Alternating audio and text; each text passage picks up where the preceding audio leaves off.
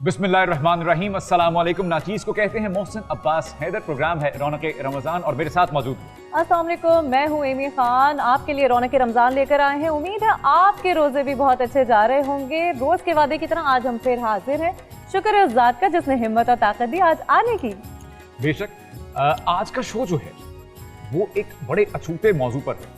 वैसे तो हम हमेशा कहा करते हैं कि बड़ा अहम मौजू है और यकीनन तमाम मौजूआत अहम हैं तो इस प्रोग्राम का हिस्सा रहे हैं, लेकिन मौजूदा सूरत हाल जो है इस वक्त पूरी कायनात की, पूरी दुनिया की, वो बहुत एक लम्हा फ़िक्रिया बन चुकी है और हम एक ऐसे दहाने पर आ खड़े हुए हैं जहाँ से समझ नहीं आई कि आगे जाएं या पीछे जाएं। बिल्कुल। क्यों कि एक ऐसी वबा ने हमें घेर लिया जिसका नाम है कोरोना वायरस।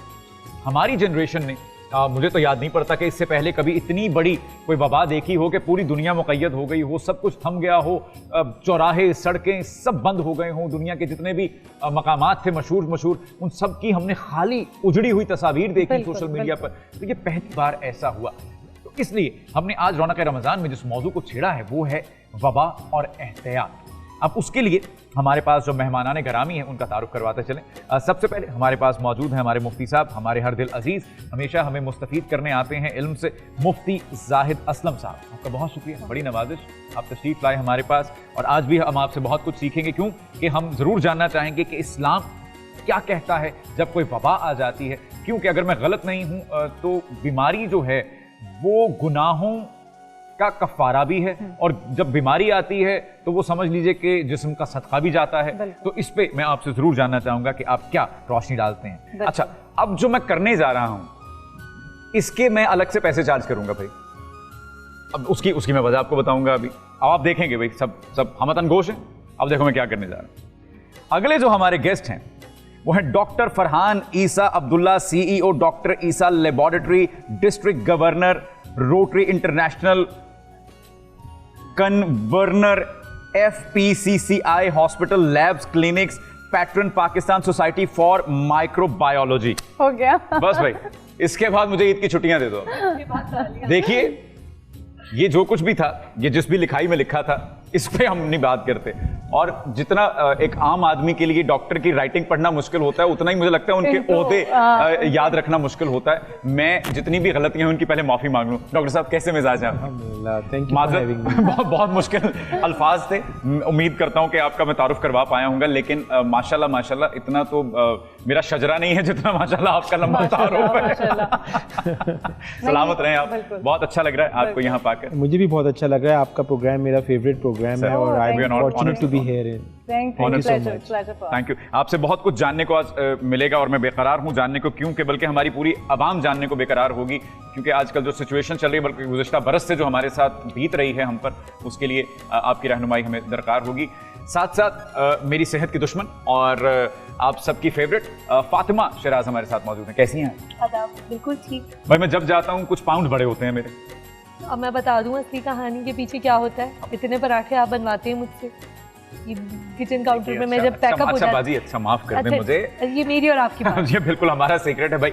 बहुत शुक्रिया, आप तशरीफ लाई एक बार फिर से पॉजिटिविटी का अंबार लेकर। आप बहुत हसीन लग रहे हैं, खूबसूरत लग रहे हैं। मुझे लगता है कि अभी से पत्ते पुत्ते निकलने लगे। खुशबू आ रही है, हिना की खुशबू यहाँ तक। अगर मैं गलत नहीं हूँ तो रांझा जो था वो एक जगह पे खड़ा रह गया था और वो दरख्त बन गया था। अच्छा। हीर के इंतजार में तो मेरे भी पत्ते जो है वो उगा ही चाहते हैं। ये थोड़े और ऊपर, जब तक हम शो खत्म करेंगे ये ऊपर तक आ जाएंगे पत्ते। आज का जो मौजू है वो बड़ा अहम मौजू है। यूँ तो हम रोज ही कहते हैं अहम मौजू है, लेकिन आज इस हवाले से है कि अगर हम इंडिविजुअली भी देखना शुरू करें तो वो हम अगर इनकी सेहत दुरुस्त है तो ही इनको ये सब अच्छा लगना शुरू होगा।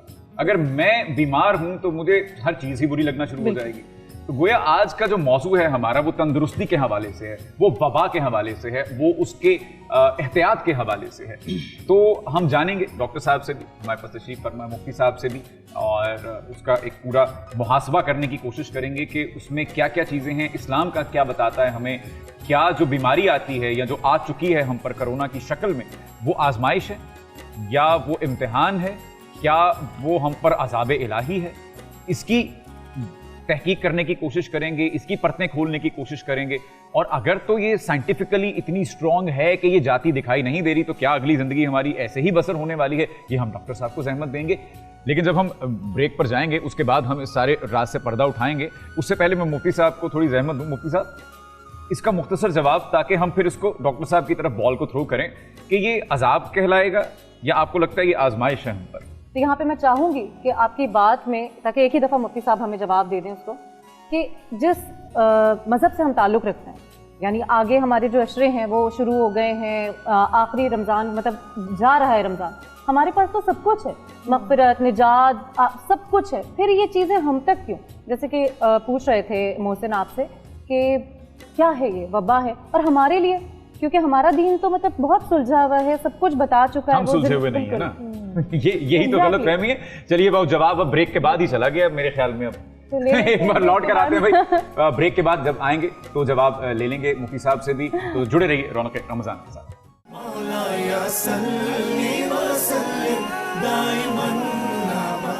वेलकम बैक नाजरीन, आप देख रहे हैं रौनक रमज़ान। और ब्रेक पे जाने से पहले जैसे कि हम मुफ्ती साहब को मुखातिब कर चुके थे, जवाब के मुंतज़िर हैं हम। जी मुफ्ती साहब। बिस्मिल्लाह। बिस्मिल्लाहिर्रहमानिर्रहीम, नहमदुहु व नुसल्ली अला रसूलिहिल करीम, अम्मा बअद फ़अऊज़ु बिल्लाहि मिनश्शैतानिर्रजीम, बिस्मिल्लाहिर्रहमानिर्रहीम।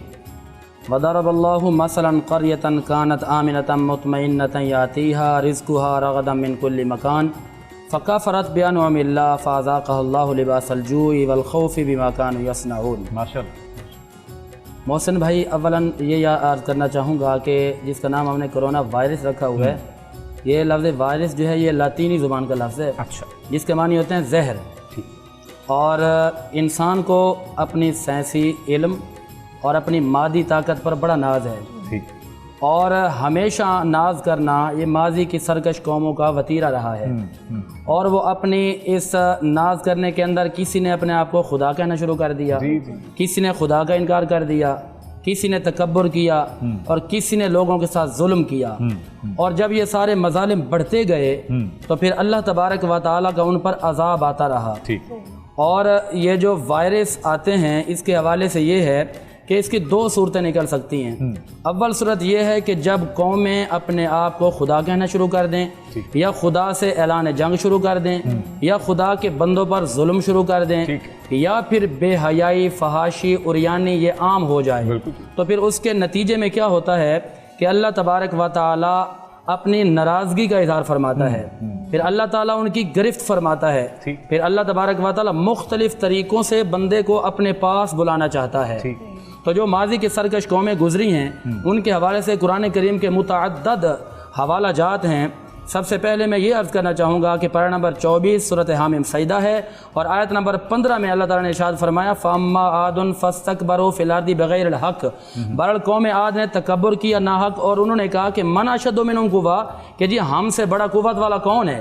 अवलम यरौ अन्नल्लाह अल्लज़ी ख़लक़हुम हुवा अशद्दु मिनहुम कुव्वा व कानू बिआयातिना यजहदून। और वो अल्लाह की आयतों का इनकार करते थे, तो अल्लाह ताला ने उनको उनकी औकात याद दिलाने के लिए क्या किया, फ़अरसलना अलैहिम रीहन सरसरा, कि हमने उन पर एक हवा को मुसल्लत कर दिया, जिसके नतीजे में वो कौम तकब्बुर करने की वजह से तबाही के रास्ते पे चली गई। और इसी तरह जो है पारा नंबर 15 की सूरह बनी इसराइल है, उसके आयत नंबर 49, 50, 51 में यह है कि वक़ालू अइज़ा कुन्ना इज़ामन व रफ़ातना अइन्ना लमबऊसून ख़ल्क़न जदीदा।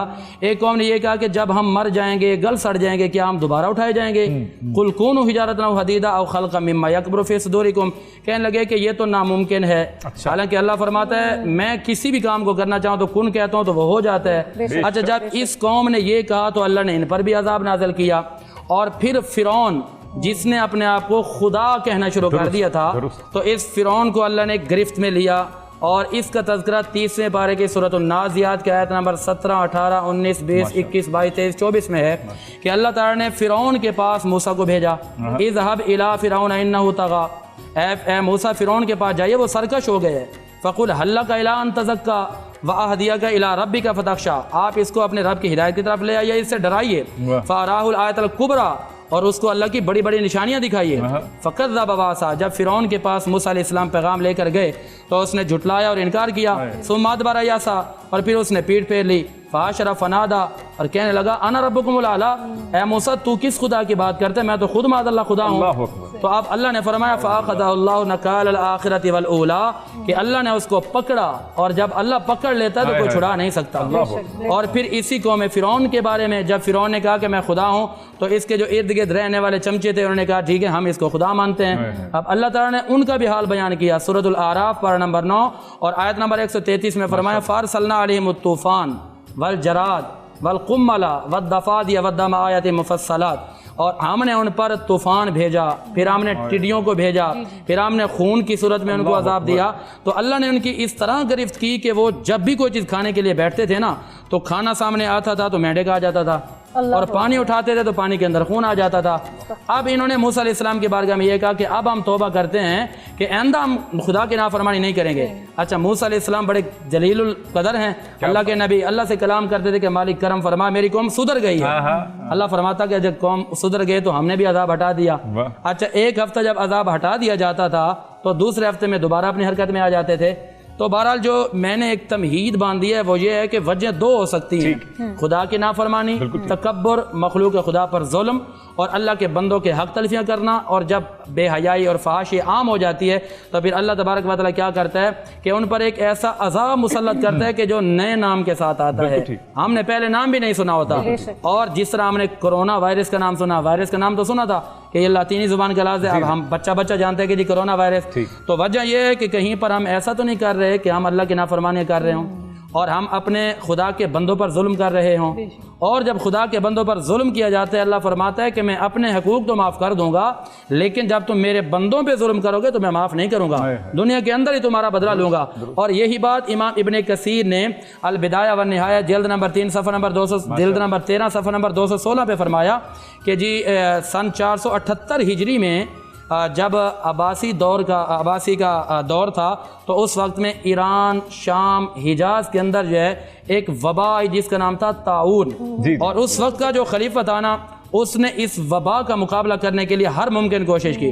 और इस वबा में होता क्या था कि बड़ी गर्म हवाएं, तेज़ हवाएं, और दरख्त जो है ज़मीन से उखड़ कर नीचे गिर गए, और लोगों का गोश्त ख़त्म हो गया, हड्डियाँ गलने लग गई, और दूध की किल्लत आ गई।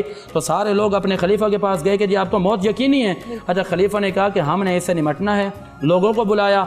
उसने कहा कि ऐसा करो कि नेकियां करो, ऐसा करो नेकियां करो, और तुमने जिसके साथ हक तलफियाँ किए उनके पास जाकर माफ़िया मांगो, अल्लाह की बारगाह में जाओ, गिड़गिड़ाओ। अच्छा, इन्होंने तमाम तरह नेकियों के एहतमाम किए। नेकियां करने के बाद हुआ क्या कि जब उन्होंने नेकियां की ना, अल्लाह की बारगाह में सब लोग आके गिर गए कि मालिक अब इससे आगे हमारे पास कोई डर नहीं है। जब अल्लाह की बारगाह में गिरे तो अल्लाह ने उस मर्ज को, उस वबा को फिल फौर ख़त्म कर दिया। छोटे से ब्रेक के बाद वापस आएंगे रौनक रमज़ान में, हमारे साथ रहिए।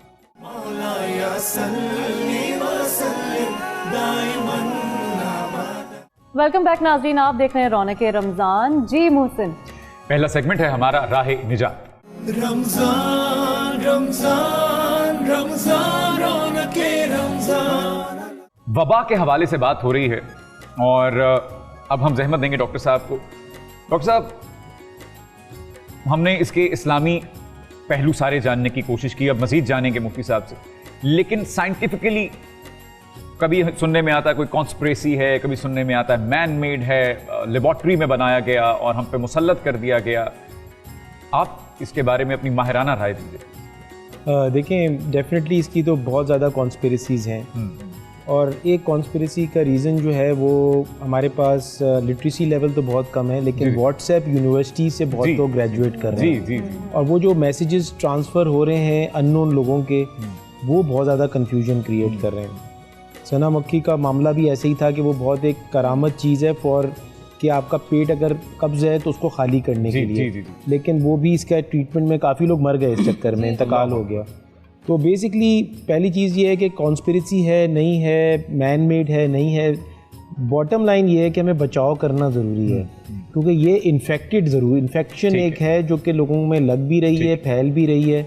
और इस वक्त जो है अब पूरे पाकिस्तान में जो 4 किस्म के इसके वेरिएशंस आ गए, यूके, ब्राज़ील और जो है ये साउथ अफ्रीका और इंडिया का डबल म्यूटेटेड, ये बहुत ही इन्फेक्टिव है और ये डैमेज कर रहा है और अब तो कराची में भी ये पाया गया है।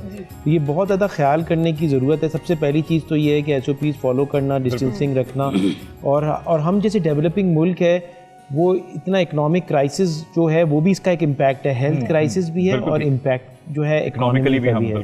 तो ख्याल करना नंबर 1 बहुत ज़्यादा ज़रूरी है।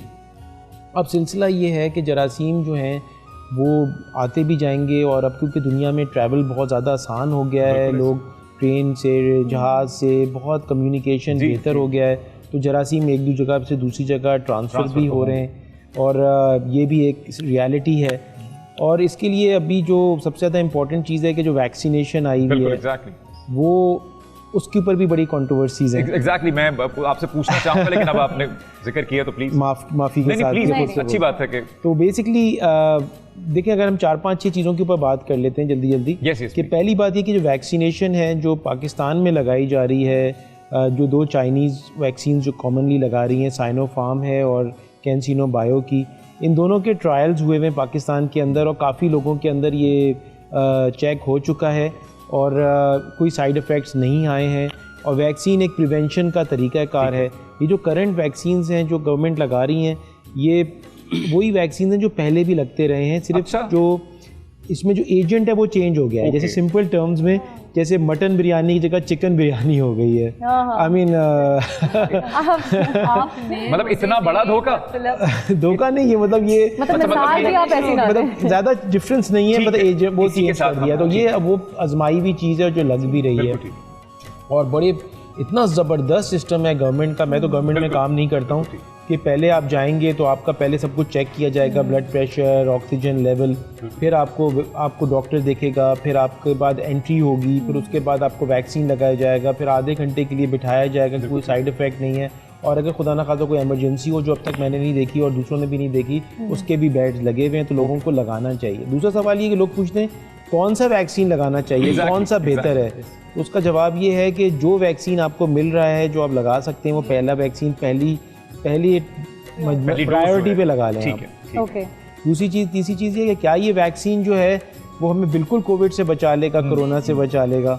तो बेसिकली ये जितने भी वैक्सीन अब तक डिस्कवर हुए हैं जो बने हैं दुनिया में अलग अलग जगह लग रहे हैं वो सब के सब सीरियस होने से बचाते हैं। अच्छा, तो ऐसा नहीं है कि कोविड लग नहीं सकता, बट कोविड की जो सीरियस अलामात हैं या वेंटिलेटर पे जाना है उस लेवल से बचाते हैं। इसकी अगर मैं गलत नहीं हूं तो इसकी सबसे बड़ी मिसाल PM साहब खुद हैं जी, कि कुछ ही रोज पहले उन्होंने वैक्सीन की पहली डोज लगवाई और कुछ दिनों बाद बिल्कुल जो उन्होंने जो वैक्सीन लगाई थी ना वो असल में 2 डोजेस के बाद असरअंदाज करना शुरू होती है और 3 वीक्स के बाद बल्कि सेकेंड डोज के जिसका प्रॉपर असर आता है। सो आई थिंक कि अच्छा एक और जो लोग कहते हैं कि क्या हमने कोरोना का अगर वैक्सीन लगा लिया और हमें कोरोना नहीं हुआ तो हम सब जगह जा सकते हैं, सबसे मिल सकते हैं, हमारे अंदर बुलेट प्रूफ हो गए हैं जैसे। तो बेसिकली अगर आपको इन्फेक्शन किसी को जिसने कोविड का वैक्सीन लगा लिया उसको खुद तो शायद इन्फेक्शन ना हो, उसके अंदर एक आर्मी बन जाती है बिल्कुल, लेकिन वो कैरियर ज़रूर हो सकता है, तो वो वायरस को कैरी करके दूसरों को ज़रूर लगा सकता है। अच्छा और चाह रही थी कि जो वैक्सीनेशन जो करवा रहे हैं तो ये लाइफ टाइम है, हर साल करवानी है, 6 महीने में करवानी है, इसका पीरियड कितना? इसमें यह है कि ये क्योंकि इसको नोवल कोरोना वायरस कहते हैं क्योंकि नया वायरस है, तो अभी ये कमिट करना कि इसको ये लाइफ लॉन्ग इम्यूनिटी देगा तो ये अभी नहीं कह सकते। द वायरस अच्छा अगर आप वायरस अच्छा तो ये तो वैक्सीन की बात होगी कि ये ज़रूरी नहीं कि लाइफ लॉन्ग इम्यूनिटी दे, ऐसा नहीं हो, कमिट नहीं कर सकते इस पर, लेकिन कम से कम अभी जो ये मेन प्रेशर आ रहा है उससे ज़रूर बचा लेगा। अब आपका दूसरा सवाल है कि क्या कोरोना रहेगा। अच्छा देखिए अनफॉर्चुनेटली जो है ना हम पाकिस्तानी जो है ना वो बहुत ही मेहमान नवाज कौम है। हमने तो पोलियो को अभी तक रखा हुआ है, दुनिया से रेडिकेट हो गया, फिर टाइफॉइड हमारे यहाँ डेंजरस होता जा रहा है, डेंगू आ गया, फिर चिकनगुनिया आ गया, ट्यूबरक्लोसिस से 1 लाख लोग सालाना मर जाते हैं। सो मैं नहीं समझता कि ये कोरोना जो है अच्छा इसका एक और भी वजह है कि जब तक 60% लोग दुनिया में या तो वैक्सीनेटेड नहीं हो जाते या वो ये बीमारी के बाद ठीक नहीं हो जाते पूरी दुनिया के 60% लोग, तो जब तक हर्ड इम्यूनिटी नहीं हो सकती। हर्ड इम्यूनिटी का कॉन्सेप्ट ये है कि अगर 60% लोग 60-65% लोग अगर इन्फेक्ट हो जाते हैं और ठीक हो जाते हैं या वो वैक्सीनेटेड हो जाते हैं तो बाकी के बच जाएंगे। तो पाकिस्तान में तो ये प्रोसेस 2-3 साल चलेगा, टाइम लगेगा, तो I think we need to live with it and new normal, जैसे आप बात कर रहे थे न्यू नॉर्मल, न्यू नॉर्मल। हमारे साथ रहिए, रौनक रमजान में लौट कर आएंगे और डॉक्टर साहब से मजीद गुफ्तगू जारी रखेंगे।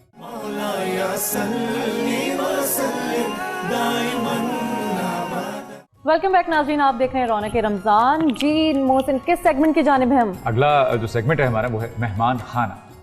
रमजान रमजान रमजान रौनक रमजान। अच्छा, डॉक्टर साहब से गुफ्तगू का सिलसिला जारी रखते हैं। मुख्तलिफ लोगों को मुख्तलिफ किस्म के साइड इफ़ेक्ट्स हो रहे हैं वैक्सीन के बाद, तो उसकी क्या अब मिथ है या असल है, उसमें क्या?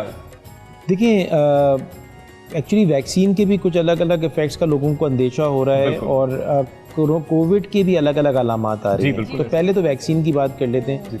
वैक्सीन में जब मैंने जितनी स्टडी की, लोगों से पूछा, जितने भी वैक्सीनेशन सेंटर्स हैं, तो सबसे ज़्यादा जो अलामात थी वो थी ब्लड प्रेशर बढ़ने की या कम होने की, और वो वैक्सीन लगने से पहले की थी।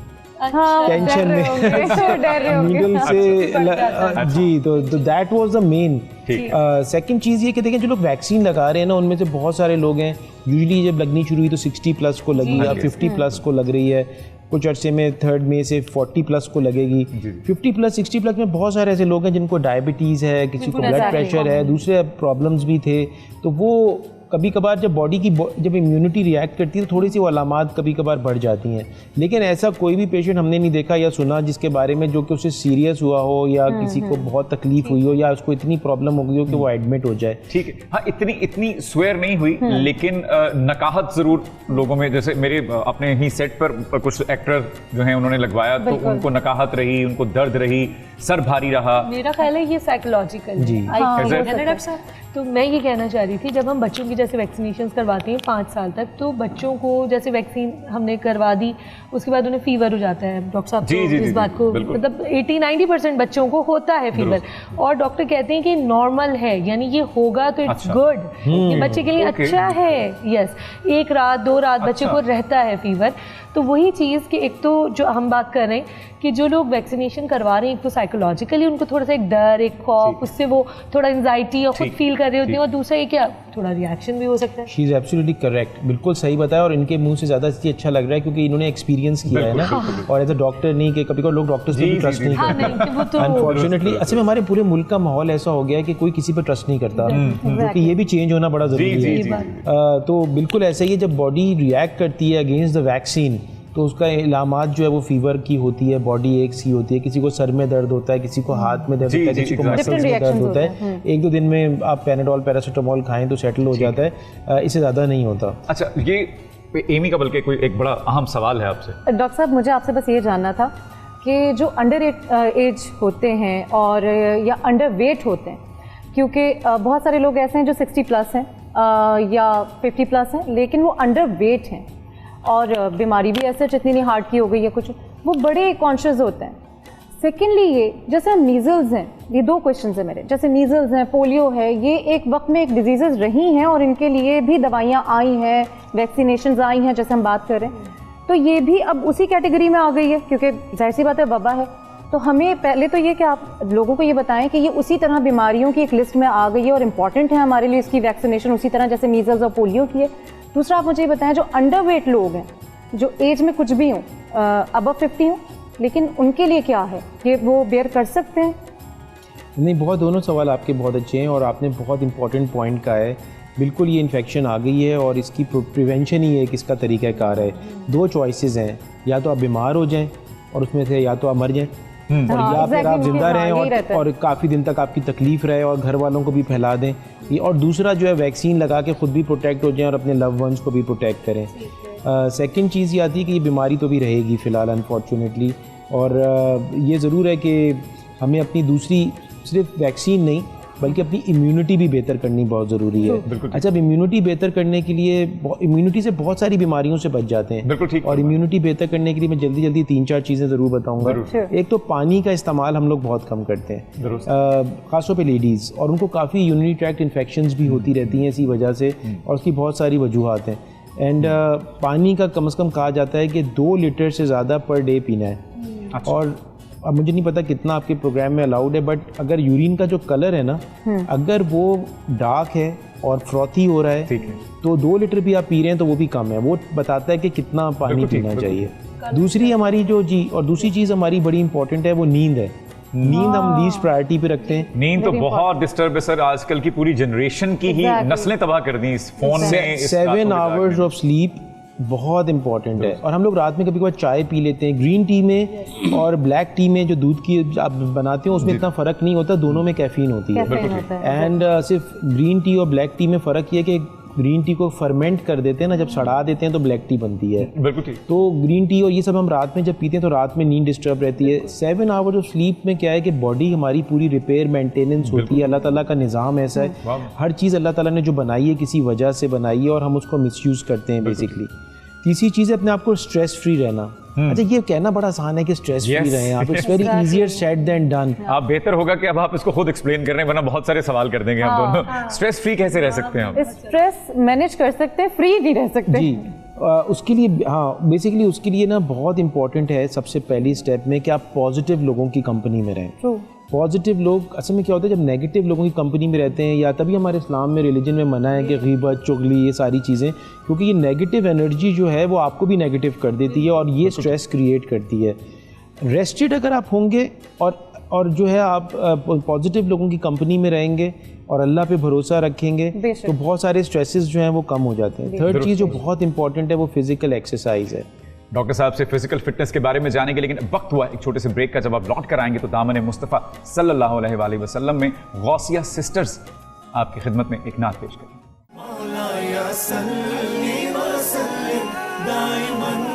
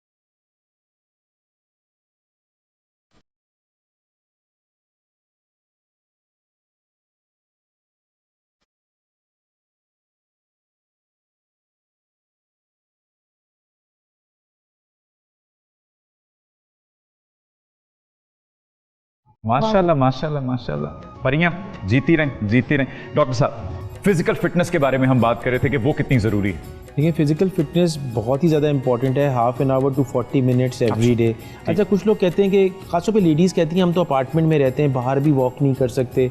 आप एरोबिक्स भी कर सकते हैं, आप घर के अंदर भी रख सकते हैं, आप स्टेयर्स में भी ऊपर नीचे जा सकते हैं। सो ये बहुत इंपॉर्टेंट है और ये बोन्स को भी स्ट्रॉन्ग करता है और ओवरऑल वेल बीइंग जो है ना, स्ट्रेस हमारी, जब हम एक्सरसाइज करते हैं तो हमारे एंडोर्फिन्स रिलीज होते हैं विच आर हैप्पी हार्मोन्स, ये भी स्ट्रेस को कम करते हैं। तो ये कॉम्बिनेशन है बेसिकली। तो बहुत इंपॉर्टेंट है कि हम अपनी इम्यूनिटी का ख्याल रखें, अपनी वेल बीइंग का ख्याल रखें और हमें थोड़ा सा ना हर एक को मी टाइम चाहिए होता है। मी टाइम जो सिर्फ हमारा अपना टाइम हो, ये नहीं कि हमारी कमिटमेंट्स है, फैमिली की कमिटमेंट्स।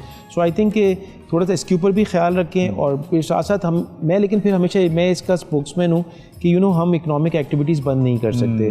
हम जो है ये 24 आवर्स, मैं तो समझता हूँ कि बिज़नेस को खोल देना चाहिए इंस्टेड के 6 o'clock तक हो, सो दैट कि डाइल्यूट हो जाए, हमारे लोग स्प्रेड अप हो जाएं और वो लोग अपना काम भी कर सकें। ठीक है। सो आई थिंक हम सबको दुआ भी करनी चाहिए। लेकिन डॉक्टर साहब, जो रवैया आवाम का देखने को मिलता है वो बड़ा नॉन सीरियस है।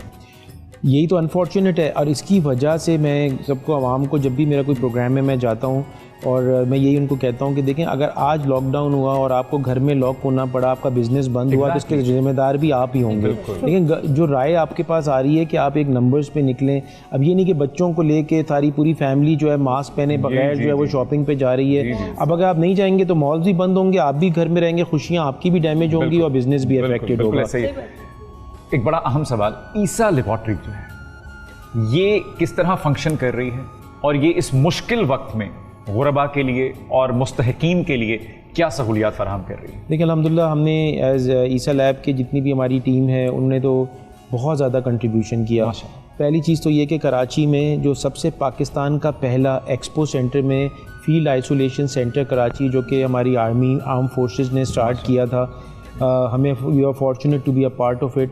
और हमने डे 1 से लेके जब वो बंद हुआ और अब दोबारा स्टार्ट हो रहा है इस हफ्ते, फ्री लैब सर्विसेज प्रोवाइड करी। हम पहली लैब थे जो पाकिस्तान में जिसने कोविड टेस्टिंग स्टार्ट की, but we did it free of cost couple of months, जब तक के लोग जो है कैपेसिटी बिल्डअप नहीं हुई। फिर हमने फर्स्ट लाइन जो पुलिस वाले थे पूरे सिंध के, उधर जाके हमने सारे DIGs के साथ वहाँ पे उनकी ट्रेनिंग्स की कि how to protect yourself, personal protective equipments हमने दिए और रोटरी के साथ भी मिलके। सबसे गुस्ताखाना बात मुझे पता है अपने काम की क्या लगती है, जब मैं आप लोगों की बात काटता हूँ, बड़ी ही बेअदबी है ये, लेकिन मजबूरी ये होती है कि एक ब्रेक आ जाता है हमारे आड़े। जब ब्रेक से लौट कर आएंगे तो नजराना अकीदत में आपके लिए अलमास नायाब हमदे बारी ताला पेश करेंगे।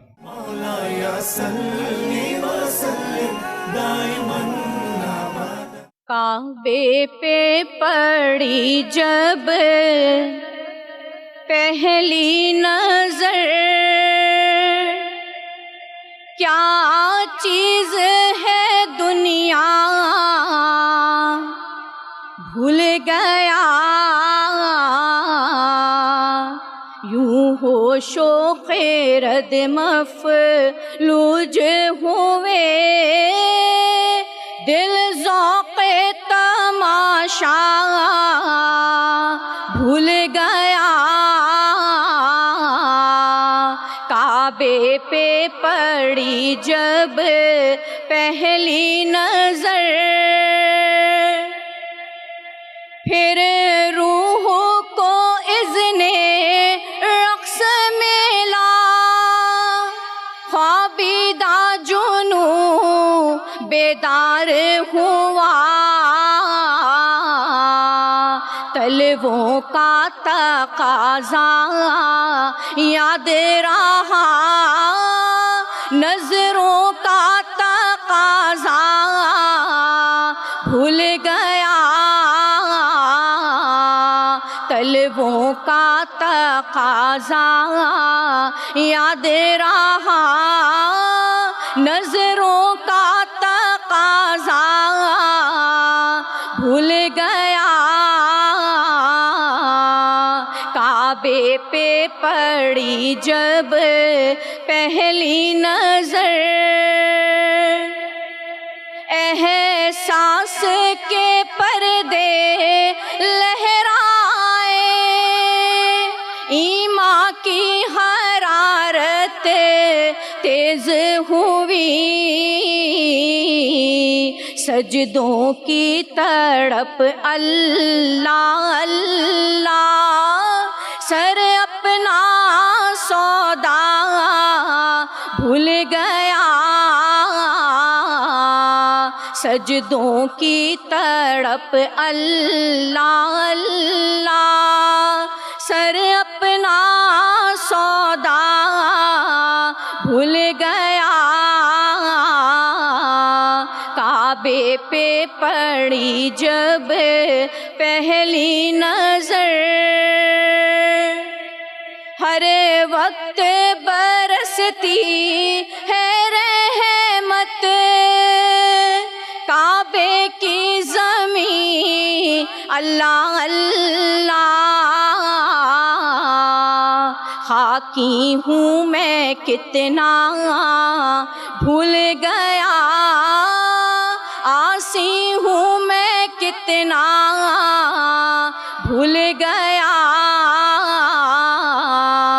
खाकी हूँ मैं कितना भूल गया। आसी हूँ मैं कितना भूल गया। काबे पे पड़ी जब पहली नजर, क्या चीज़ है दुनिया भूल गया। यूं होशो खैरत मफलूज हुए, दिल ज़ौक़े तमाशा भूल गया। काबे पे पड़ी जब पहली नजर। सुभान अल्लाह सुभान अल्लाह सुभान। बहुत प्यारा। Bless you ji. डॉक्टर साहब आप बात करें। तो हमने फिर सारे हॉस्पिटल्स में जाके अवेयरनेस भी क्रिएट करी, क्योंकि हमें नहीं पता था, डॉक्टर्स को भी नहीं पता था, जो वाइट सूट नहीं पहनते इसको कहते हैं पर्सनल प्रोटेक्टिव इक्विपमेंट, इसको पहनने के तरीके को कहते हैं डॉन करना और उतारने को कहते हैं डॉफ करना। तो मास्क पहले पहनना है, गॉगल्स पहले पहनने, कौन सा N95 मास्क क्या है, तो इसके और ग्लव्स हैं, शूज़ हैं, तो ये शील्ड्स, तो ये एक प्रोसेस है पूरा। तो ये हमने ट्रेनिंग्स भी दी। इसके बाद हमने गवर्नमेंट के और काफ़ी जगहों की कैपेसिटी बिल्डिंग की कोविड टेस्टिंग के बारे में, क्योंकि टेस्ट के बगैर तो डायग्नोसिस ही नहीं हो सकता। So we work towards enhancing the capabilities of different hospitals, government sector में भी, पूरे सिंध और बलूचिस्तान के अंदर ख़ास तौर पे हमने एफर्ट्स किए और वो अभी भी कंटिन्यूड हैं। So I think as a nation we got together. और मैं आपको बताऊँ, ज़रूर इसका फिर से दोबारा जिक्र करूँगा, एक्सपो सेंटर में जो आर्म फोर्सेस ने स्टार्ट किया उसमें फिर सिंध गवर्नमेंट भी आई, और इट वॉज अनबिलीवेबल एक्सपीरियंस। हम तो अपना पार्ट दिया ही, लेकिन सैटरडे वेलफेयर ग्रुप एक यंग आप जैसे लोगों की एज का ग्रुप है, उन लोगों ने कंट्रीब्यूशंस करी, Saylani, Alamgir welfare, Red Crescent, Rotary International, Sui gas, पता नहीं कितनी organisation they came together. Class, culture, creed कुछ भी नहीं देखा, और बल्कि ऐसी नेशनल स्पिरिट वहाँ पे आई। मैं फिर सल्यूट करता हूँ अपनी आर्म फोर्सेस को कि इस तरह से उसको कंपोज किया कि और फ्री ट्रीटमेंट थी, यानी इवन टूथब्रश और toothpaste for the patient was free of cost. और अल्लाह ना करे फिर ज़रूरत पड़े, लेकिन अब वो दोबारा स्टार्ट हो रहा है। तो मैं यही कहूँगा कि अगर कभी जो लोग अफोर्ड नहीं कर सकते, उनके बहुत महंगा ट्रीटमेंट है इसका, वो वहाँ पे जो है ना फ्री ट्रीटमेंट उनको मिलेगी। बिल्कुल ऐसे ही है। मुझसे कर लें, मुझसे कर लें, क्योंकि वक्त बहुत कम है। मैं डॉक्टर साहब से पहली दफ़ा मिल रही हूँ और बहुत इश्तियाक था मुझे इनसे मिलने का, लेकिन जो ये बात कह रहे हैं हुर्फ बहुर्फ दुरुस्त है, उसकी मैं इसलिए गवाही दूंगी क्योंकि जो इनके फ्रंटियर, जो इनके वॉलंटियर्स हैं ना, वो सारे वो अहबाब इनके फौजी जो हैं जी, वो सारे वो अहबाब हैं कि जिनको मैं पर्सनली जानती हूँ। अच्छा, क्या बात है जी, क्योंकि आपको पता है मेरा सोशल नेटवर्क ऐसा है। जी, जी, जी। तो वो इनकी तो मैं वैसे ही बहुत बड़ी फ़ैन हूँ, और इनके काम की मैं गवाही देती हूँ कि जो ये कह रहे हैं ये बहुत कम बता रहे हैं, जो इन्होंने किया है ना, और जो आपने इनका तारुफ दिया है वो भी समझे आधा है। मैं यही कह रही हूँ कि जो डॉक्टर साहब काम कर रहे हैं, रंगो नस्ल से बेनियाज होकर ये पूरी कौम के लिए काम कर रहे हैं, और यही वजह है कि हम बचे हुए। बेशक बेशक। जब तक डॉक्टर साहब जैसे लोग मौजूद हैं, हमारे आर्म फोर्सेस मौजूद हैं, हमारे डॉक्टर्स मौजूद हैं, जितने भी डॉक्टर्स हैं, हमने तब भी जब फर्स्ट वेव आई थी पिछले साल, हमने तब भी सलूट ही किया था उनको, और हमें एहसास हुआ कि ये हमारे माशरे का कितना अहम रुकन है। और इन्होंने फ्रंट लाइन पर आकर, और जिस सूट की डॉक्टर साहब बात कर रहे हैं, वो सूट पहनना कितना बड़ा, मैंने ऐसी शौकिया ले लिया डॉक्टर साहब कि मैं एयरपोर्ट पे पहनकर चला जाऊंगा ताकि मैं महफूज रहूं, लेकिन वो मुमकिन नहीं है पहनना। तो आप लोगों का सलाम है और आपका बहुत शुक्रिया, आप तशरीफ लाए और आपने मुस्तफीद किया, हमें इतनी अहम बातें बताई, क्योंकि हम जितनी मर्जी बातें बेकार लें, जब तक आप लोगों के मुंह से नहीं सुनती ना कौम यकीन नहीं करती। आपकी बड़ी नवाजिश। लौट कर आएंगे ब्रेक के बाद और आगे बातों का सिलसिला जारी रखेंगे।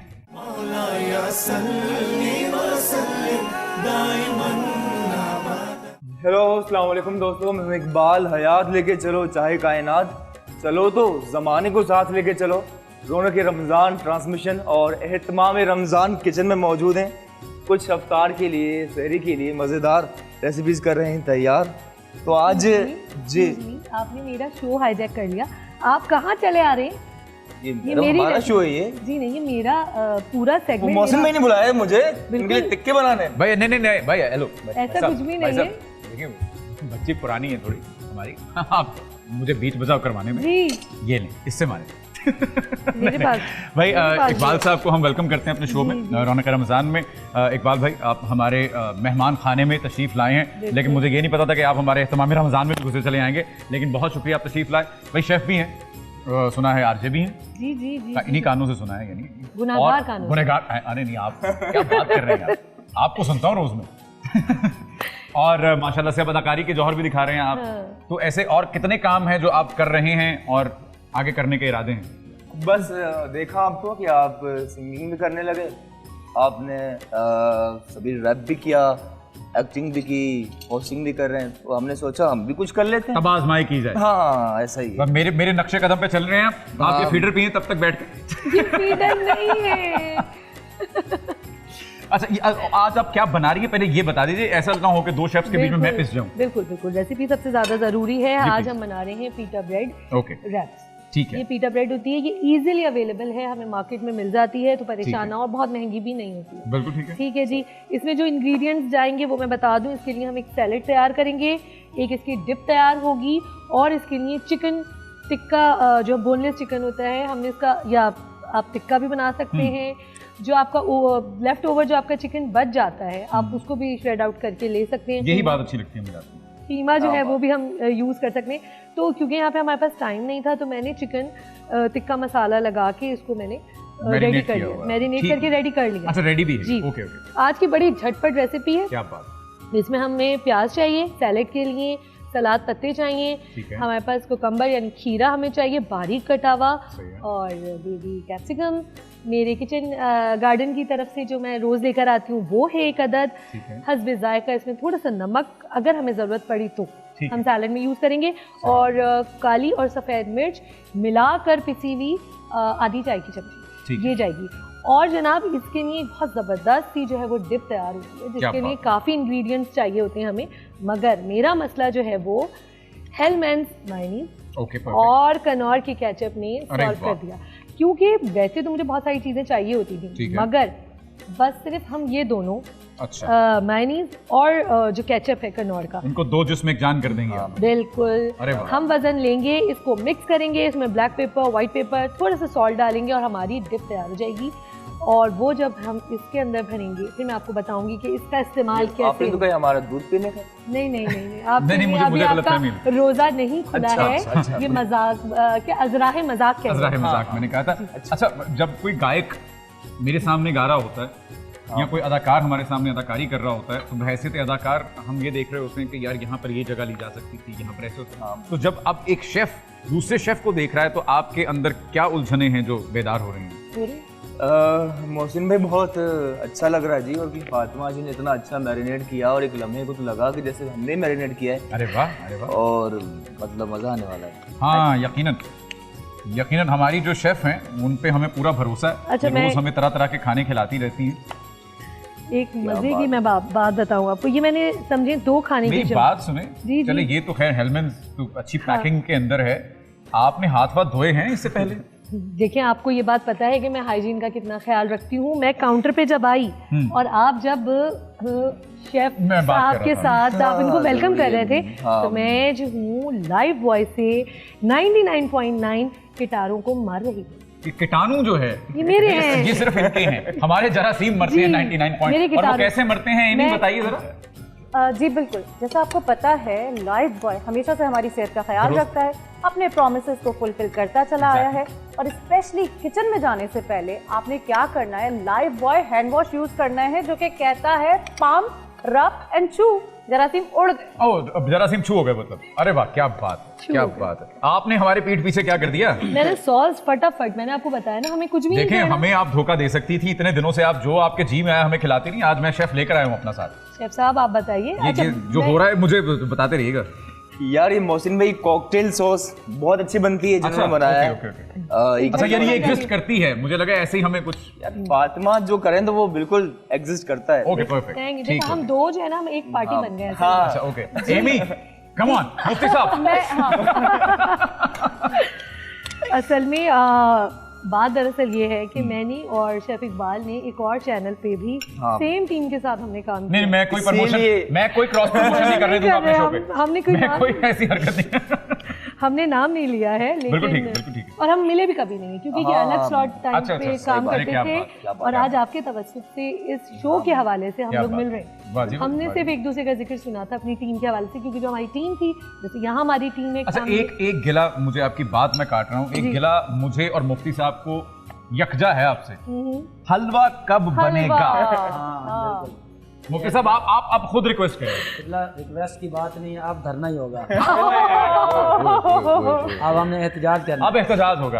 अब मुफ्ती साहब और मैं जो है ना वो इस शो के बाद धरना देके बैठ जाएंगे इफ्तार के बाद, जब तक आप वादा नहीं करती हैं कल यहाँ पर हलवा होगा। सूजी का हलवा सर? जी जी, सूजी का हलवा मांगता है हमें। एक छोटे से ब्रेक के बाद लौट कर आइए, देखते हैं कि फातिमा किस नहज तक लेकर जाती हैं आज हमें रौनक रमजान में।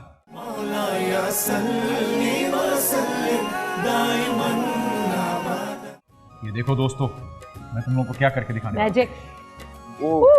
बात है जी। बस यार ये मैंने कभी गुरूर नहीं किया। वेलकम बैक टू रौनक रमजान। और बस ऐसे ही मैंने कहा इकबाल भाई से थोड़ी ट्रिक्स सीख लूं ना मैं। क्या बात, ऐसे कर सकते हैं? गरम ये अम्मियां कर सकती हैं। वो करे ये करें कभी भी नहीं होगा।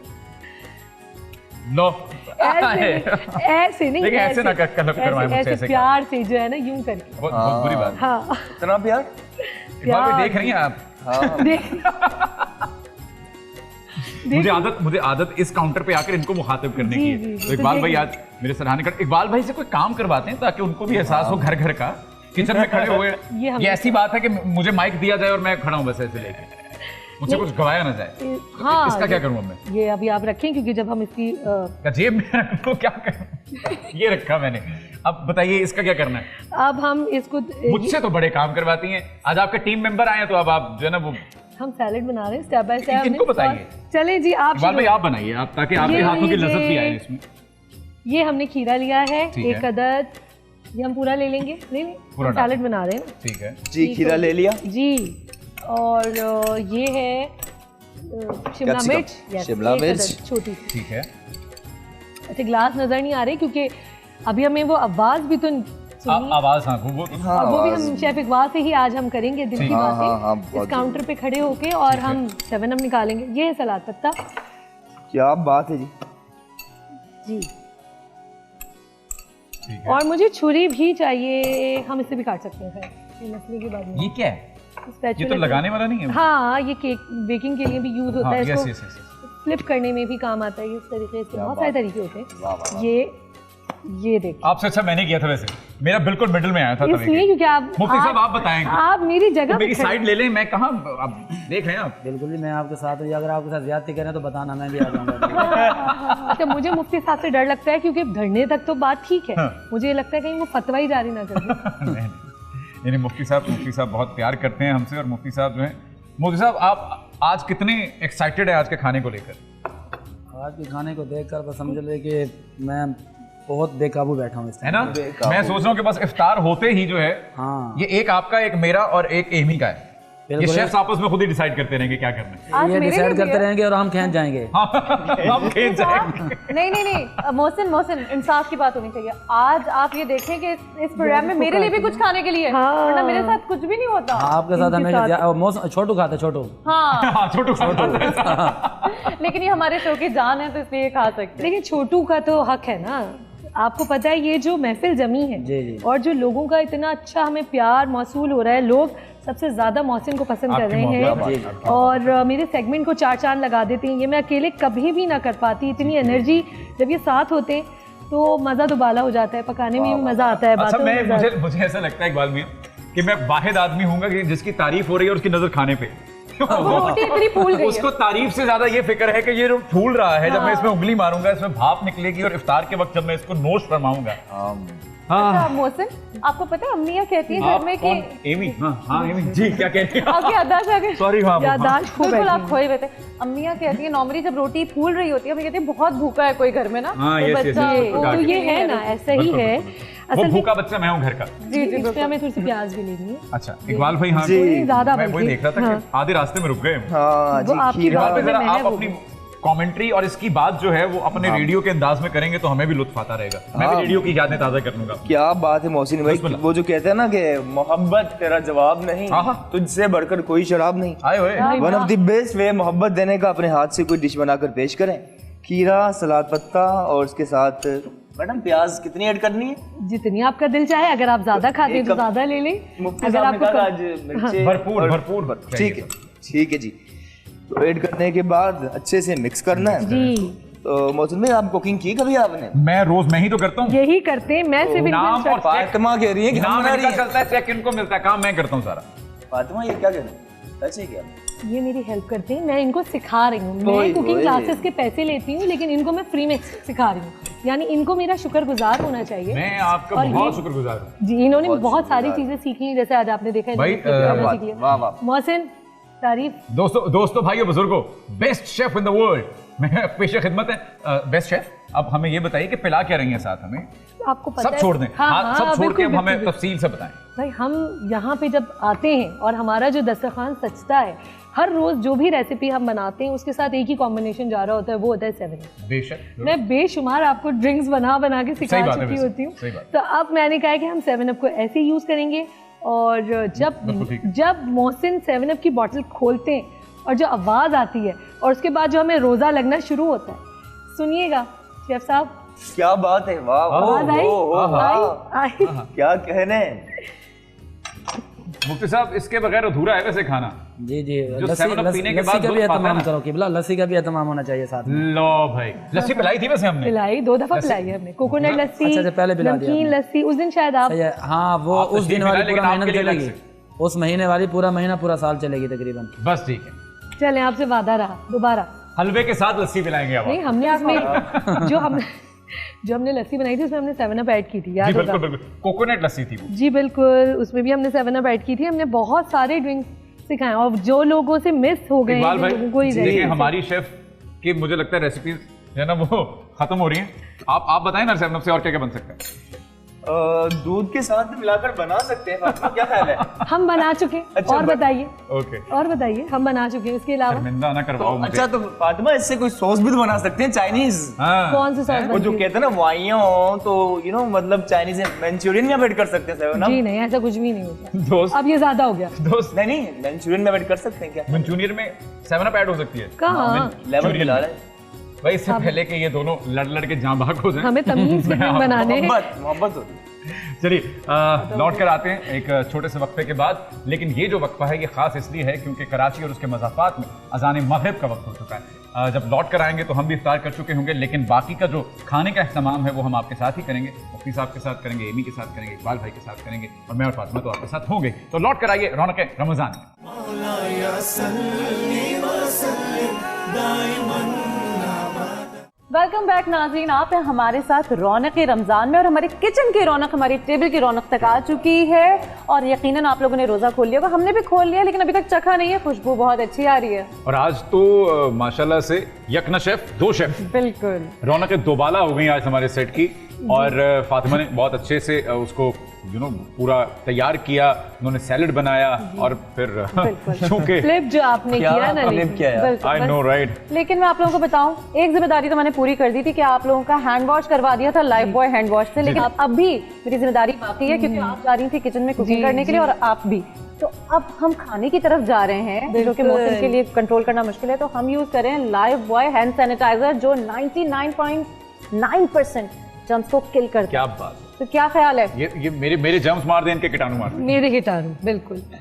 बस एमी रोजाना याद करवाती हैं, ये एमी की बेटी है, एमी बहुत ज्यादा ख्याल रखती हैं। Thank you so much Amy. आप अगर हम भूल भी जाए ना, कभी कभी ऐसा होता है। हाँ, तो ये बड़ा जरूरी है सर। जी बिल्कुल। अच्छा मुफ्ती साहब, ये कर चुकने के बाद अब हम लौट कर आए जरा अपने उस मसले की जानिब, वबा की तरफ। जी, ये क्यों करना पड़ रहा है हमें? हमारी ये प्रैक्टिस तो नहीं थी, एक बार हाथ धो लिए तो उसके बाद तो हम बिल्कुल अगले दिन मादर पिदर आजाद फिर रहे हैं कि बेफिक्र फिर रहे हैं कि बस हाथ धो लिया, नहा लिया एक दफा। किन मुसीबतों में हम फंस गए? हम मुसीबतों में इसलिए फंसे हैं कि हमने 1450 साल की जो पुरानी तारीख है उसको भुला दी है। क्या बात, ठीक है ना, ये इनकी तो ज़रूरत आज पड़ रही है ना, तो वो हमारी ही कुताइयाँ हैं। बुखारी शरीफ की एक हदीस पाक है, बुखारी शरीफ जल्द नंबर 3 सफ़ा नंबर 309, किताब तिब, जिसे हम तिब नबी भी कहते हैं। क्या बात है। हुज़ूर फरमाता है कि मा नाज़र अल्लाह दान इल्ला अंज़र लहू शिफा, कि कोई बीमारी ऐसी नहीं है कि जिसकी अल्लाह ने शिफा न रखी हो, उसका इलाज उसकी शिफा होती है। अब जिस मसले में आज हम सब लोग उलझे हुए हैं, इसकी मेरे पास 2 इलाज हैं। एक है रूहानी इलाज, अच्छा जी, और जिस्मानी इलाज भी हो गया। और उसके बाद जो है कुछ बीमारियां वो होती हैं कि जो दुनिया में रहते हुए या दुनिया को फॉलो करते हुए हल नहीं होती। ठीक है। और उनके लिए जो है ना, हमें हुजूर अलैहिस्सलाम के फरमीन की तरफ जाना पड़ेगा। आका अलैहिस्सलाम ने इरशाद फरमाया कि जितनी भी बीमारियां आती हैं, अल्लाह तबारक व तआला बीमारी के साथ साथ इलाज भी अता फरमा देता है कि इस मसले का हल इस तरह होगा। और मेरे जहन में एक बात आ रही है खलीफा हारून रशीद के दौर की। उसके दौर में जो है कहसाली पड़ गई और लोग भूखे प्यासे मरने लग गए और लोगों में बीमारियां आ गईं। तो हारून साहब ने उस वक्त के लोगों को हुक्म दिया कि तुम नेकियां करो, अरे वाह, और तुम अच्छे काम करो, और एक दूसरे के साथ भाईचारे, अखुवत भाईचारे की मिसालें कायम करो। और उन्होंने मुसाफिर खाने बना दिए, यतीम खाने बना दिए, जानवरों के लिए पानी की जगह बना दी। ये सब कुछ करने के बावजूद भी वो जो परेशानी है, परेशानी हल नहीं हो रही। अच्छा। यानी उस बीमारी का इलाज नहीं मिल रहा। अब आप ये बताएं, इतनी परेशानियों बंदे ने यतीमों के लिए, मिस्कीनों के लिए, गरीबों के लिए, जानवरों के लिए हर काम कर दिया, मगर फिर भी बीमारी नहीं। तो उन्होंने एक दिन अपने एक वजीर को बुलाया जिनका नाम था यहया। तो हारून ने फरमाया कि यार मुझे मशवरा दो, कोई ऐसी कहानी सुनाओ, कोई ऐसा मामला बताओ जिससे मेरे दिल की परेशानी दूर हो, मैं बड़ा परेशान हूँ। तो यहया ने एक कहानी सुनाई। कहते हैं कि जी जंगल का जो बादशाह होता है, कौन होता है? शेर होता है। बिल्कुल। अब बंदरिया और शेर की एक कहानी उसने सुनाई कि एक बंदरिया जो है कहीं जा रही थी, तो उसने शेर को ये कहा कि मेरा बच्चा है, इस बच्चे की हिफाजत करना क्योंकि तुम्हारी बादशाही है और यहाँ पर तुम्हारी बादशाही के अंदर कोई बंदा डाका डाल नहीं सकता। तो वो देकर चली गई। शेर ने कहा ठीक है, कोई मसला नहीं है, मैं इसकी हिफाजत करूँगा। अपने कंधों पे उठाया और हिफाजत करता रहा। और एक दिन ऐसा हुआ कि उसने उसको एक जगह पे बिठा दिया और अपने कामों में लग गया।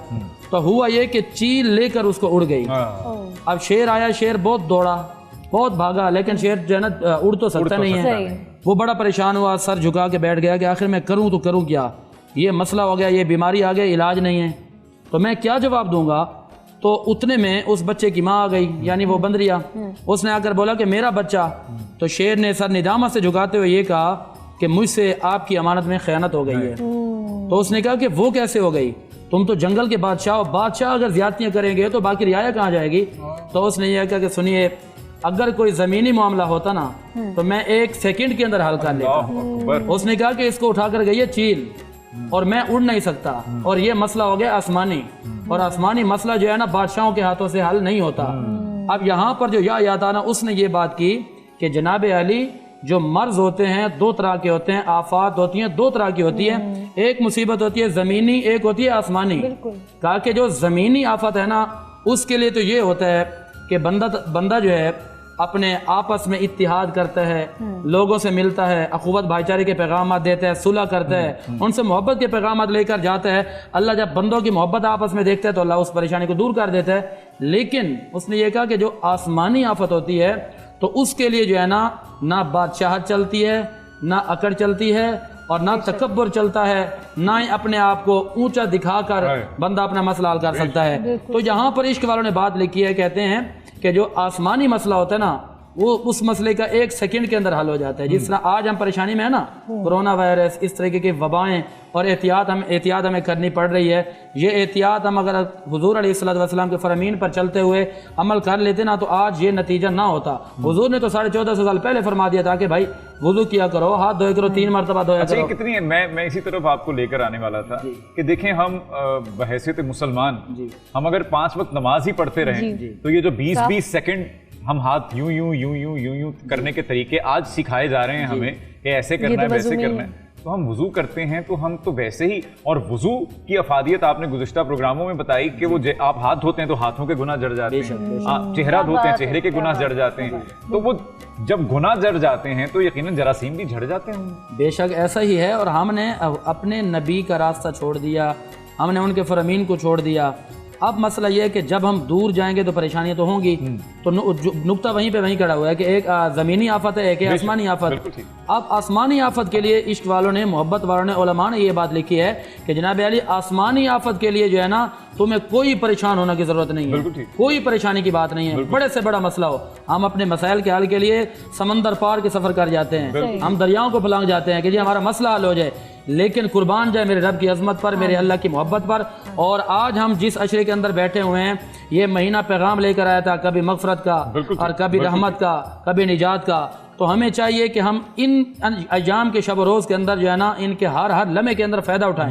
तो जो आसमानी आफत है ना जनाब अली, वो सिर्फ चंद मिनट की, चंद सेकंड की दूरी पर है। बेशक बेशक ये दूरियां ही हैं। इस्लाम से हूँ, अपने नबी सल्लल्लाहु अलैहि वसल्लम से हूँ, उनके अहकामात से हूँ, उनकी तालीमात से हूँ, या कुरान से हूँ। कहीं ना कहीं तो चूक हो गई हमसे। जब लौट कर आएंगे इस ब्रेक के बाद, तो दामन मुस्तफ़ा सल्लल्लाहु अलैहि वसल्लम में जुनैद चिश्ती साहब से एक नाते रसूल मकबूल सल्लल्लाहु अलैहि वसल्लम सुनेंगे।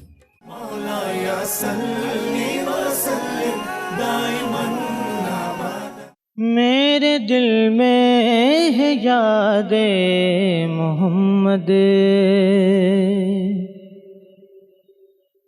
मेरे दिल में है याद मोहम्मद,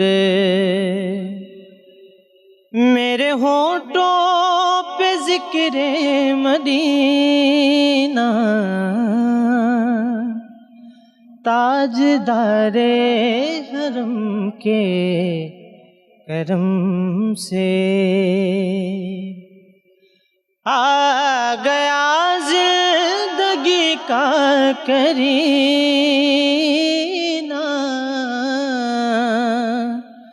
मेरे दिल में है याद मोहम्मद,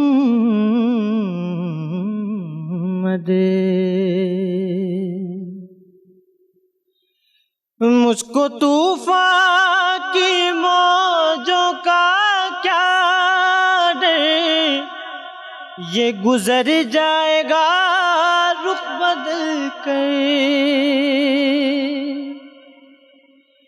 मुझको तूफान की मौजों का क्या डर, ये गुजर जाएगा रुख बदल कर।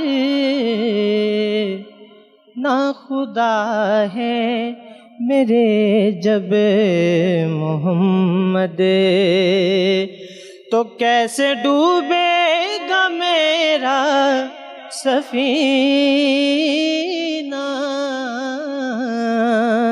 मेरे दिल में है याद मोहम्मद, और हर खता पर मेरी चश्मे पोशी, हर तलब पर अताओं की बारिश, हर खता पर मेरी चश्मे पोशी, है तलब पे अताओं की बारिश। बारिश मुझ गुनाहगार पर किस कदर है। मेहरबान ताजदारे मदीना मेरे दिल में है यादे मोहम्मद।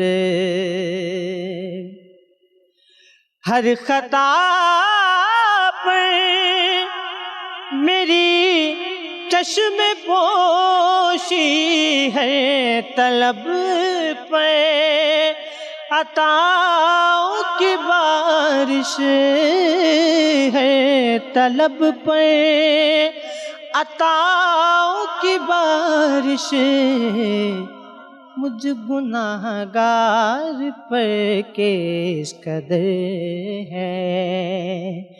मेहरबान ताजदारे मदीना मेरे दिल में है यादे मोहम्मद।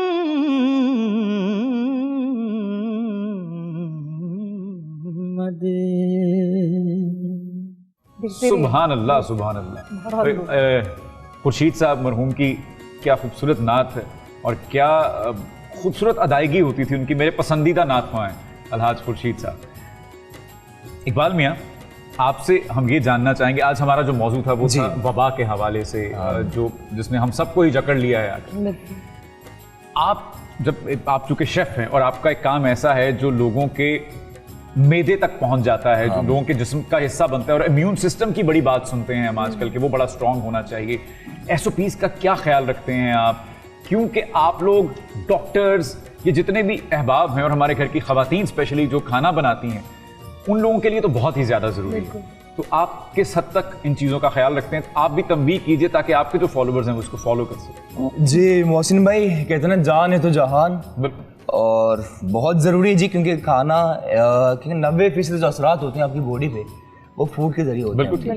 और तो एज वी सेड, जब सभी ने बात की, जिस तरह आपने कहा, हैंड वॉश करना बहुत ज़रूरी है। सफाई निफ्स ईमान, सफाई बहुत ज़रूरी है। सफाई निफ्स ईमान, वेजिटेबल या किचन में जाने से पहले हैंड वॉश करना, और जो चीज़ें जहाँ से ले रहे हैं उनका ख्याल रखना, बेसिक हाइजीन का ख्याल रखें।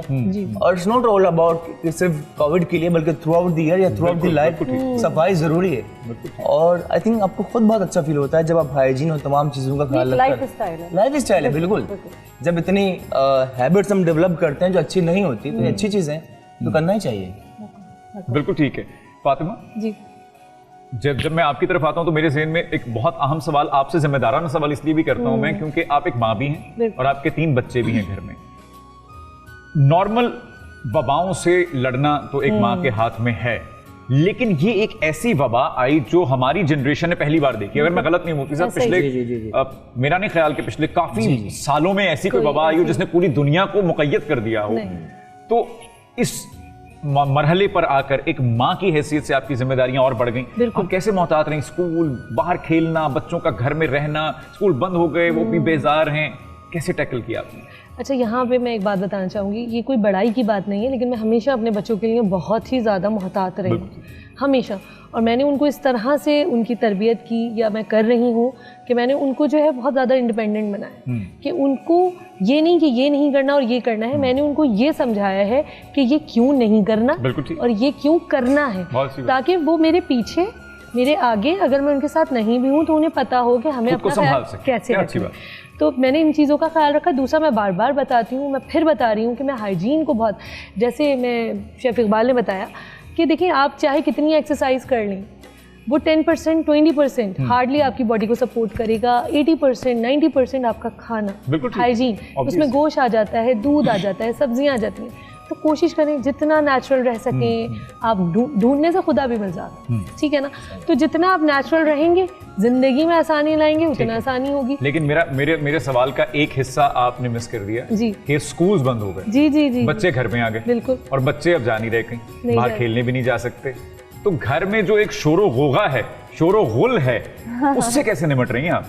देखिए, उसके भी तरीक़े कार होते हैं। जैसे कि अगर आपको किताबें पढ़ने की आदत होगी तो आपके बच्चे को ऑटोमेटिकली होगी, ठीक है। तो मैंने भी अपने बच्चों की टाइमिंग सेट की है। आपको खाना पकाने की अपने बच्चों को भी खाने पे लगा दिया? बिल्कुल, मेरे बच्चे मेरे साथ खाना बनाते हैं जी, बिल्कुल वो हाथ बटाते हैं, सफाई में वो मेरे साथ। लेकिन मुझे ऐसा लगता है आपके बच्चों में एक कमी है अभी। क्या? वो ब्रेक नहीं ले सकते। वो लेने के लिए मुझे ही कदम उठाना पड़ेगा। एक ब्रेक के बाद वापस आते हैं रौनक रमजान में।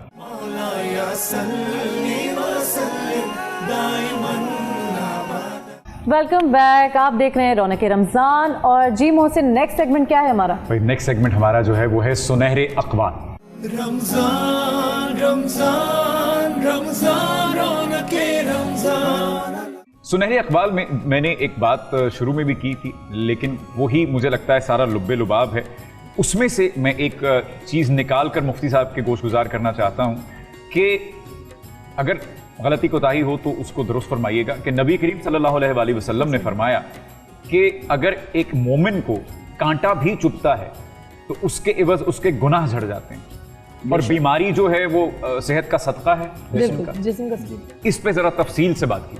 बिस्मिल्लाहिर्रहमानिर्रहीम। इस हवाले से ये है कि मेरा अल्लाह जो है ना 70 माओं से भी ज़्यादा प्यार फरमाता है। बेशक अल्लाह ताला इरशाद फरमाता है कि मैं इतना रहीम व करीम हूँ कि सबकत रहमती अला गज़बी, कि मेरी रहमत मेरे गज़ब पर गालिब आ जाती है। जब अल्लाह तबारक व तआला किसी बंदे से नाराज़ होता है तो अल्लाह तबारक व तआला उस बंदे को अपने पास बुलाने के लिए मुख्तलिफ तरीक़ों से अपने बंदे को आजमाता है, इम्तिहान में डालता है। अल्लाह ने कुरान करीम के 3 पारे में फरमा भी दिया ना कि वाला नबलुवन्नकुम बिशैइन, दूसरे पारे में वाला नबलुवन्नकुम बिशैइन मिनल खौफि वल जू, कि हम बंदों को आजमाते हैं कभी भूख देकर, कभी प्यास देकर, कभी मालों की गुर्बत देकर, और कभी बीमारियां देकर, कभी जानों की कमी देकर।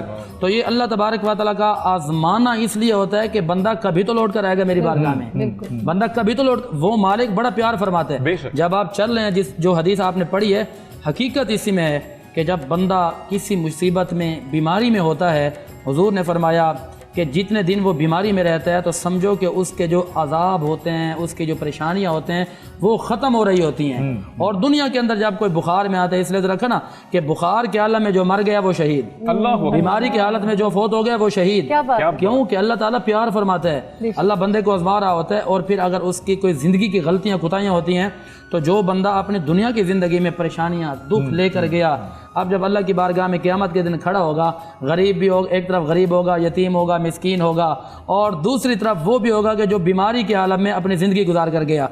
अल्लाह तबारक व तआला फरमाएगा कि गरीब को जाने दो, क्या बात, अमीरों से 500 साल पहले जाएंगे। अल्लाह फरमाएगा इससे क्या पूछना है, ये तो बेचारा सुबह दोपहर शाम परेशानी में गुजार किया है, और इसी तरह बीमार आएगा, अल्लाह फरमाएगा इसको भी जाने दो, ये तो पहले जो है ना अपने इम्तिहान सारी चीज़ें देकर आया है। तो अल्लाह तबारक व तआला बेपनाह मोहब्बत फरमाता है, 70 माओं से भी ज़्यादा प्यार करता है। माँ कभी भी अपने बच्चे का बुरा नहीं चाहती, तकलीफ में नहीं देख सकती। इसका हल आपकी नज़र में क्या है?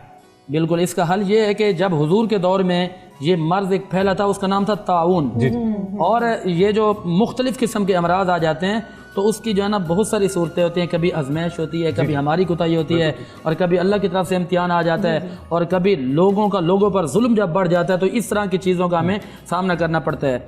लेकिन इसके इलाज भी हुजूर अलैहिस्सलातु वस्सलाम ने बता दिए हैं, हल भी बता दिए हैं।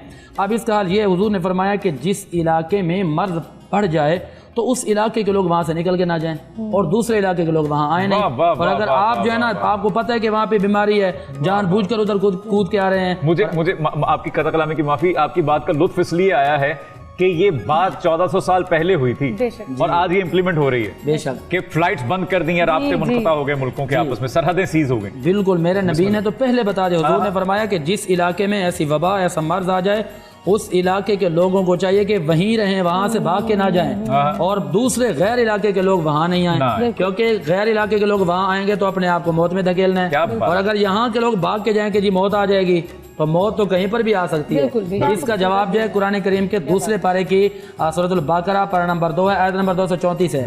अल्लाह फरमाते अलम तरा इलल्लज़ीना खरजू मिन दियारिहिम हम उलूफ, क्या तुमने देखा उन लोगों को कि जो मौत के डर से भाग गए थे, हालांकि हजारों की तादाद में थे। हमने फरमाया फ़क़ाल अलमुल्लाह मूतू, मर जाओ, यहाँ पर ये बनी इसराइल के लोगों की बात हो रही है कि जब वो डरते थे मौत से कि जी यहाँ इस इलाके में मौत आ जाएगी, क्योंकि वहाँ पर वबा आई थी, बीमारी आई थी। इन्होंने कहा यहाँ बीमारी, हम किसी उस इलाके में जाते हैं जिसमें बीमारी नहीं होगी। अच्छा, जब वो वहाँ भाग कर गए तो अल्लाह ने उस इलाके में मौत दे दी जहाँ बीमारी नहीं थी। तो पता ये चला कि मौत से डर के भागना और जानबूझकर मौत के मुंह में आना ये खुदकशी कहलाएगी। तो आज का हमारा जो टॉपिक था वबा और एहतियात। एहतियात बड़ी अहम चीज़ है जो हमें कुरान से मिलती है, जो हमें हदीस से मिलती है, जो हमारे नबी के फरमीन से मिलती है। एहतियात करें, जानबूझकर मौत के मुंह में ना जाएं, और जो आपको ये एहतियातें बताई जा रही हैं उन पर अमल करें। और हम सब की जिम्मेदारी है, और अमल के साथ साथ ये भी करें कि ये आखिरी दिन है माह मुबारक के, न जाने कल का दिन हमें मिलता भी है कि नहीं मिलता, या अगला रमज़ान तो दूर की बात है, एक लम्हे का भी पता नहीं है। तो बहरहाल इस अशरे के अंदर अपने रब को मनाएं, अपनी मग़फ़िरत करवाएं, अपनी निजात करवाएं, अल्लाह से रहमतें समेटें। इकबाल भाई, जब ये कोविड आया अल्लाह याद आ गया हम सबको, फौरन से भाग भाग के मस्जिदों में गए, छतों पे चढ़ चढ़ के अज़ानें देनी शुरू कर दी हमने जो है वो मजालिस शुरू कर दी, हमने बैठकर आयात करीमा पढ़नी शुरू कर दी। हमारे हमसाया मुल्क में दरख्वास्त की जाने लग गई कि आप अपने रमज़ान में जो है वो इफ्तार व सहर में हमारे लिए दुआ करें कि ये हमसे मुसीबत टल जाए। मुश्किल में ही क्यों? हैरत हुई गालिब तुम्हें मस्जिद में देखकर, ऐसा अभी क्या हुआ कि खुदा याद आ गया? वाह वाह वाह। तो ऐसा क्यों होता है? बिल्कुल, आई थिंक ये मोहसिन भाई बिल्कुल सही कहा आपने कि अल्लाह ताला को याद करना ही चाहिए, लेकिन मुश्किल में ज़्यादा याद आता है। एंड सर ने भी बात की कि अमल ज़रूरी, जो कहते हैं ना, काम कर तो अमली कर, बातों में क्या रखा है, खिदमत कर तो कौम की कर, ज़ातों में क्या रखा है। बिल्कुल ठीक, बहुत ठीक। और यकीनन वही एक ज़ात है जब इंसान अंधेरे में हो, मुश्किल परेशानी में हो, वही याद आता है, इसके अलावा कोई ऑप्शन नहीं होता। लेकिन इंसान इतना कम ज़र्फ है और इतना नीच है, कम से कम। चलिए, मैं आप लोगों को हमेशा क्या करता हूँ, मैं अपने पर रख के इसलिए बात करता हूँ, आपको नागवार ना गुजरे, कि मैं इतना घटिया और नीच आदमी हूँ कि जब मुझ पर मुश्किल आती है मैं अल्लाह की तरफ भागता जाता हूँ। जैसे ही आसानी आती है तो मैं कहता हूँ अच्छा ये नमाज कज़ा करके भी पढ़ी जा सकती है। ये फितरत इंसान, कितनी घटिया फितरत है इंसान की कि जैसे ही आसानी आती है तो इंसान फिर से भूल जाता है और फिर अपनी आसाइशों में मगन हो जाता है। लौट कर आइए एक छोटे से वक्फे के बाद।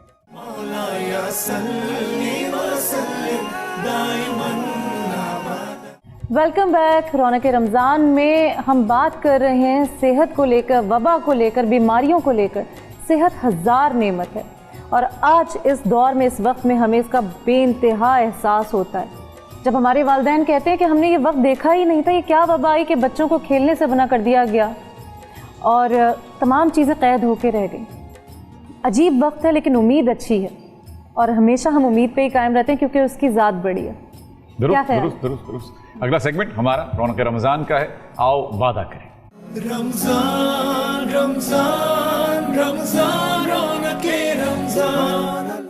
भाई, वादा करने का वक्त आ गया। अब वादा आज का आपको पता होगा। अब जितने लोग हमें देखते आ रहे हैं वो तो जान चुके होंगे कि आज हम किस बारे में आपसे वादा लेने वाले हैं।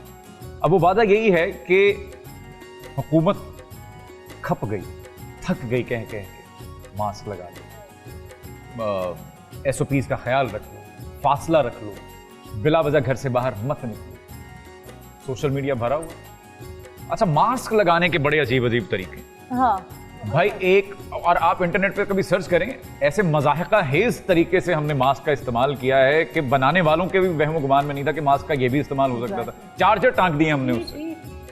यहां लगाया हुआ मास्क, यहां लगाया हुआ मास्क, या फिर यहां लगाया हुआ मास्क, जुराबों की जगह पे पहनने हैं। अजब तरीके के मास्क लगाए हैं आपने। मास्क यहां लगाना है, नाक को भी कवर करना है, मुंह को भी कवर करना है, और इसका फायदा आपको भी है, आपके घर में जो बुजुर्ग हैं उनको है, आपके बच्चों को है, क्योंकि वो सबसे बड़े मुतासिरीन होंगे अगर खुदा ना खास्ता। आप तो जवान जहान हैं, आप मस्टंडे से ले फिरते रहे बाइक पे, घूम फिर के आगे दोस्तों में, यारों में, और घर में आके बूढ़े माँ बाप को आपने वो, उनका इम्यून सिस्टम कमजोर है, वो सबसे बड़े मुतासिरीन होंगे, तो उनका ख्याल कीजिए, मास्क लगाइए, SOPs को फॉलो कीजिए। मुफ्ती साहब ने जैसे फरमाया कि अल्लाह के करीब हो जाइए, उससे माफी, कहीं तो चूक हुई है, मैन मेड है, कॉन्स्पिरेसी है, इसको जो मर्जी नाम दे दीजिए, लेकिन इन दी एंड पावर वही है, वही अल्लाह रब्बुल इज्जत की जात है कि उसने कुन कहना है और सब खत्म हो जाना है। फिर वो मैन और वो पावर और वो मैन और वो मेड सब छट जाएंगे, तो उसके कुन के लिए सब जुड़ जाएं दुआओं में।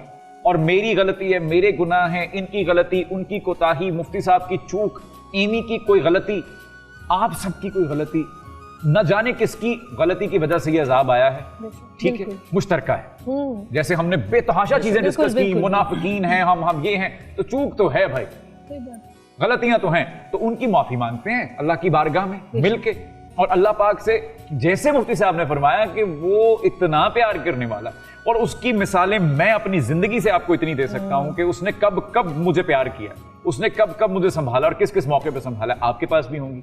तो जो इतना प्यार करता है वो कभी भी हमारी इस्तिदाद से ज्यादा हम पर सख्ती नहीं डाल सकता, ये तो उसने खुद वादा किया हमसे।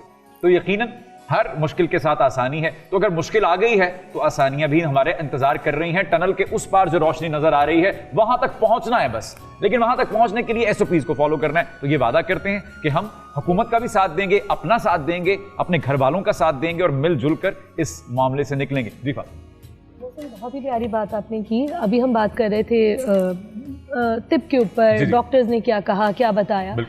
हमारे डॉक्टर, हमारे नबी पाक सल्लल्लाहु अलैहि वसल्लम 1450 साल पहले ये तमाम चीज़ें लेकर आए, जबकि वो उनके पास कोई डिग्री नहीं थी, कुछ भी नहीं था। किताब जो कुरान है जिसमें हिदायत का रास्ता है, मौत के अलावा तमाम बीमारियों की शिफा उसमें मौजूद है। मैं आपको यहाँ पे एक वाक़या, सच्चा वाक़या सुनाना चाहूँगी, ज़रा गौर कीजिएगा।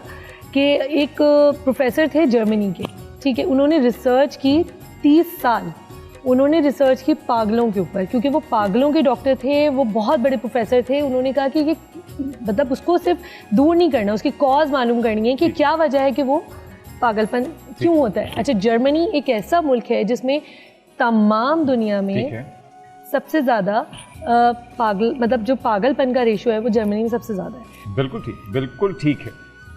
आगे बढ़ते हुए, अब क्योंकि दामने वक्त में गुंजाइश इतनी है नहीं कि हम बात को मज़ीद तवील करें, बात को समेटते हैं। और तिब है या इस्लाम है, इन सब को जैसे दुनिया और आखरत और दुनिया और दीन, इन दोनों को हमें साथ लेकर चलना है, तो हम ही कहीं फलाह और दुरुस्तगी के रास्ते की तरफ बढ़ सकेंगे। मुफ्ती साहब, जाते हुए एक दुआ खैर हो जाए। बिस्मिल्लाहिर्रहमानिर्रहीम, अल्लाहुम्मा सल्ली अला सय्यिदिना मुहम्मदिन व बारिक व सल्लिम व सल्लु अलैहि। मालिक लम यज़ल, आज की इस नशिस्त को अपनी बारगाह में कबूल व मंजूर फरमा। आज जिस खूबसूरत टॉपिक पर हमने गुफ्तगू की, मेरे मौला हमें और तमाम उम्मत मुस्लिमा को इस पर अमल करने की तौफीक अता फरमा। मेरे मौला सदका अपने महबूब का हमें तमाम किस्म की आफात व बलियात, परेशानियों से, वबाओं से, तंग दस्तियों से, मोहताजियों से महफूज फरमा। या इलाहुल आलमीन, उम्मत मुस्लिमा को इस कोरोना वायरस जैसे मूजी मर्ज से निजात अता फरमा। मेरे मौला हम सबको इससे महफूज फरमा, हम सबको कुरान और सुन्नत का दामन मजबूती से थामने की तौफीक अता फरमा। मेरे मौला आज इस नशिस्त में हमने जो कहा, जो सुना, जो सुनाया, हमें और सुनने वाले, देखने वाले सब लोगों को इस पर अमल की तौफीक अता फरमा।